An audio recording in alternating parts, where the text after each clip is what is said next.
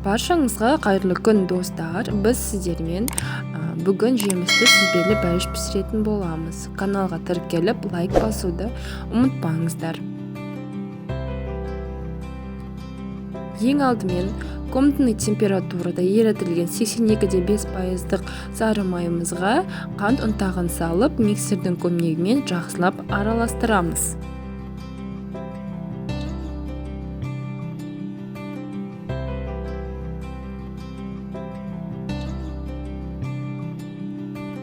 Оның үстіне бір жұмыртқамызды қосып, тағы да жақсылап араластыратын боламыз.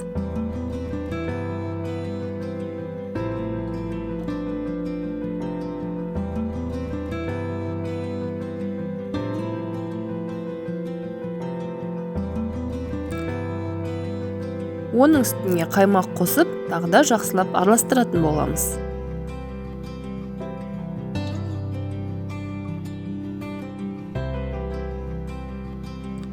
Осы майлы массамыздың үстіне қопсытқыш және де міндетті түрде електен өткізілген ұнымызды салып, жақсылап араластырамыз.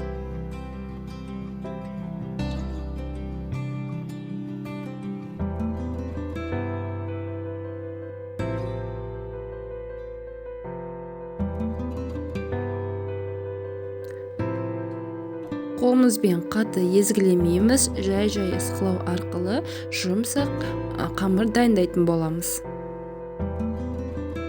Міне қамырымыз дайын, өте жұмсақ және эластичный болып шықты. 26 диаметрлік противенімізге қамырымызды дәл видеодағындай еретіп, жайып шығатын боламыз. Міндетті түрде жанына бортиктерін шығару қажет.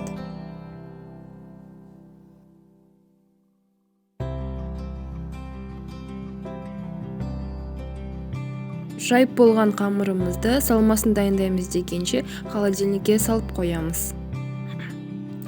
Салмасына жұмсақ сүзбеге қант, қаймақ және жұмыртқаларды салып, блендердің көмегімен езіп алатын боламыз.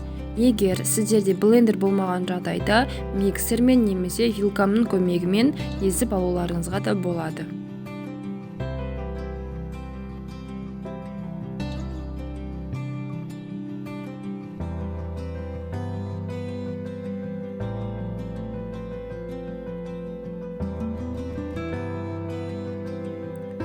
Міне осындай сұйық масса пайда болады.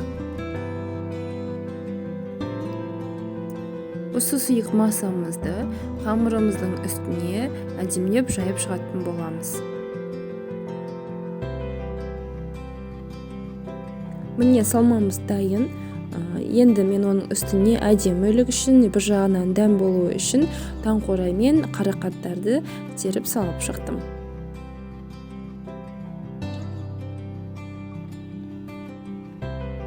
Дайын болған пирогымызды 180 градуста 35-40 минут конвекциясыз пісіріп алатын боламыз.